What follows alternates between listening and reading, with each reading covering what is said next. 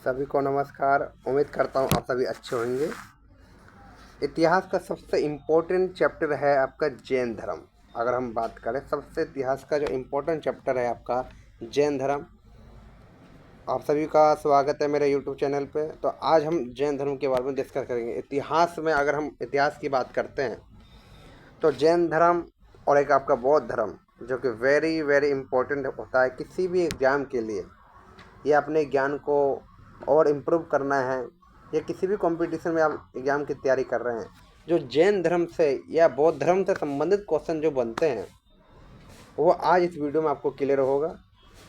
और जो भी आपके मन में प्रश्न आए वो ज़रूर आप कमेंट में करें। तो आज शुरुआत करते हैं जैन धर्म। बहुत ही सिंपल लैंग्वेज में और बहुत ही काम की बात बताई जाएगी। पॉइंट टू पॉइंट है, बताया जाएगा, कोई फालतू ज्ञान नहीं। तो शुरुआत करते हैं जैन धर्म जो कि इतिहास का सबसे इम्पोर्टेंट चैप्टर है। तो शुरुआत करते हैं जैन धर्म। देखिए जैन धर्म ये है, आपने ये चित्र को तो ज़रूर देखा होगा आपने ज़रूर। ये जैन धर्म के भगवान है जो जैन धर्म को मानते हैं, जो इनकी पूजा करते हैं। ये महावीर स्वामी जी की फ़ोटो है। अगर आप जानते हो, नाम भी सुना होगा अपने महावीर स्वामी जी का, तो उन्हीं की फ़ोटो है ये। तो शुरुआत करते हैं जैन धर्म। कैसे इसकी शुरुआत हुई इसके ऊपर आप चर्चा करते हैं। सबसे पहले क्या है कि 6वीं शताब्दी में भारत के कुल 72 संपादक का विकास हुआ, जिसमें जैन धर्म, बौद्ध धर्म, आजीवक संप्रदाय या लिंगा या कापालिक शैव धर्म और वैष्णव धर्म थे।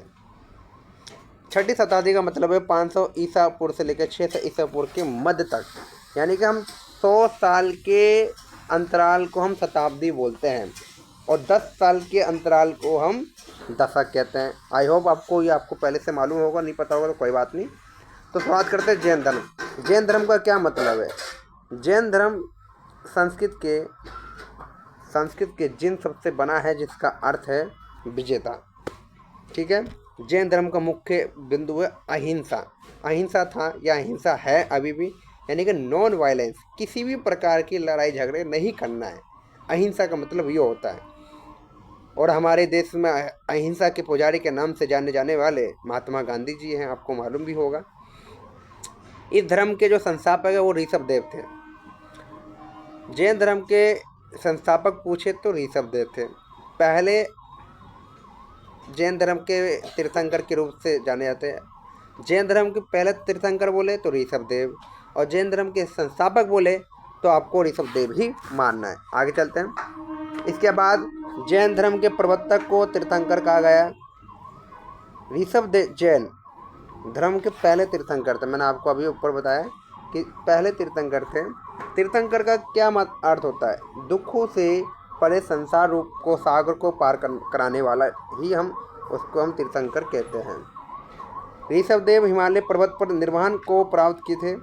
जैन धर्म में कुल 24 तीर्थंकर माने जाते हैं, जिन्होंने समय समय पर अपने धर्म का प्रचार और प्रसार दोनों किया था। जैन धर्म के 23वें तीर्थंकर पारसनाथ थे। देखिए जो संख्या में शो कर रहे हैं 23वें और पहले, ये वेरी इंपॉर्टेंट। 3 ही व्यक्ति जैन धर्म में इंपॉर्टेंट है, जो कि आपके कंपटीशन या किसी भी एग्जाम में या किसी भी कक्षा में क्लास के पेपर दे रहे हैं उसमें काम आएंगे। एक तो पहला और दूसरा 23वां। पहला तो आपका ऋषभ देव थे 30 और 23वां बोल रहे पारसनाथ, और 24वां आपका है महावीर स्वामी। ठीक है। इनका जन्म वाराणसी के राजा आश्वासन के यहाँ हुआ था, जो इक्ष्वाकु वंश थे। इन्हें झारखंड के सांभेत शिखर का ज्ञान प्राप्त हुआ, जिस कारण सांभेत शिखर का नाम पारसनाथ की चोटी हो गई। जो झारखंड में जो पारसनाथ की चोटी है उनका नाम इसलिए पड़ा क्योंकि वहाँ पर पारसनाथ जी को ज्ञान की प्राप्ति, इसलिए पारसनाथ की चोटी हो गया।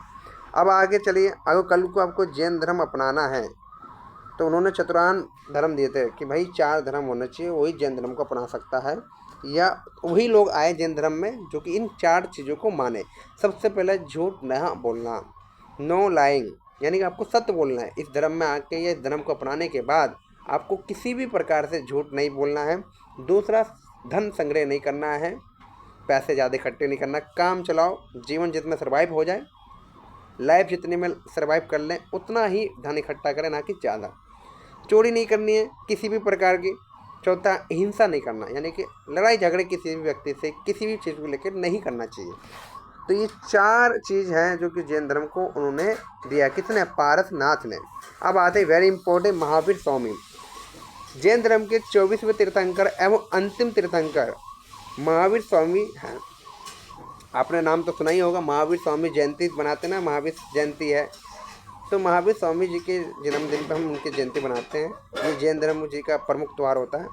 इन्हें जैन धर्म का वास्तविक संस्थापक कहा जाता है। अब आया यहाँ कन्फ्यूजन, एक आता है वास्तविक संस्थापक। अगर आपसे सिंपल सवाल पूछे कि भाई जैन धर्म के संस्थापक कौन थे, तो मारेंगे ऋषभ देव, क्योंकि उन्होंने ही जैन धर्म की स्थापना की थी।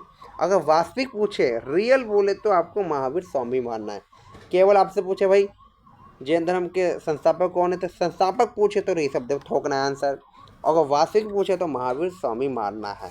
ठीक है, इसमें कन्फ्यूजन नहीं रहना है आपको। इसके बाद आते हैं, इनके पिता का नाम सिद्धार्थ थे। एक सिद्धार्थ जो कि गौतम बुद्ध का नाम था, महात्मा बुद्ध का नाम था, सिद्धार्थ ही बुद्ध बने थे। इतिहास जब हम पढ़ते हैं तो एक गौतम बुद्ध को मूल नाम सिद्धार्थ है, जो कि आगे आप पढ़ेंगे कि सिद्धार्थ। देखिए यहाँ सिद्धार्थ, महावीर स्वामी जी के जैन जी के पिताजी का नाम सिद्धार्थ है, लेकिन यही सिद्धार्थ गौतम बुद्ध का बचपन का नाम था। वो आगे हम अगली वीडियो में आपको बताएंगे बौद्ध धर्म के बारे में। इनकी माता त्रिशाला थी। देखिए ये नाम भी याद रखना, एक पिता का नाम सिद्धार्थ था, माता जी का नाम त्रिशाला थी, जो कि लक्ष्मी नरेश चेतक की क्या थी? बहन थी। इनके बड़े भाई नदी वर्मा थे। इनका बचपन का नाम वर्धमान था। देखिए जैन धर्म का बचपन का नाम क्या था? वर्धमान था। इनका जन्म 540 ईसा पूर्व वैशाली के कुंडग्राम में हुआ था। कुंडग्राम में हुआ था।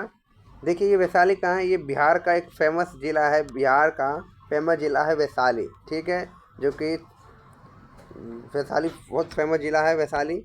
देखिए जैन धर्म का महावीर जी का कहाँ जन्म हुआ? वैशाली में हुआ। तो जैन धर्म का वास्तविक संचालन वहाँ से ही हुआ है। अगर बात करें तो वैशाली जिला जो कहाँ है? आपका बिहार में है, ये आपको मालूम होना चाहिए। जब जिला वैशाली है तो गांव भी कहाँ होगा? कुंडग्राम, जो कि बिहार में है। आगे चलते हैं। इनकी जो पत्नी का नाम है यशोदा नाम है। इनकी पत्नी का नाम क्या है? यशोदा नाम है। इनकी बेटी प्रियदर्शनी थी और दामाद जामाली था। 30 वर्ष की आयु में उन्होंने अपने बड़े भाई नंदी वर्मा से आज्ञा लेकर गृह त्याग दिया। आगे चलते हैं। इस 12 वर्ष की कठोर तपस्या के बाद जम्बी ग्राम में एक साल वृक्ष बरगद के नीचे ऋजु पालिका नदी के तट पर इन्हें ज्ञान की प्राप्ति हुई। ज्ञान प्राप्ति को कैवल्य कहा गया। आगे ज्ञान प्राप्ति के बाद इन्हें कैवलिन जिन या निग्रोध कहा गया। जिन का अर्थ होता है विजेता, जबकि निग्रोध का अर्थ है बंधन से मुक्त। देखिए जिन का अर्थ है। अब आगे पढ़ते हैं। महावीर स्वामी ने त्रिरत्न दिए जो निम्नलिखित थे। राइट नॉलेज, एक था राइट नॉलेज, ठीक है, और एक था सम्यक दर्शन जिसे राइट बिलीव कहते हैं, एक है सम्यक आचरण। ठीक है, ये 3 प्रकार के महावीर जैन ने दिया। इसके बाद पढ़ेंगे महावीर ने ज्ञान प्राप्ति के बाद अपने मतों के प्रचार प्रसार के लिए एक संघ की स्थापना की, जिसमें 11 अन्यायी थे। महावीर स्वामी ने ईश्वर के अस्तित्व को नहीं माना।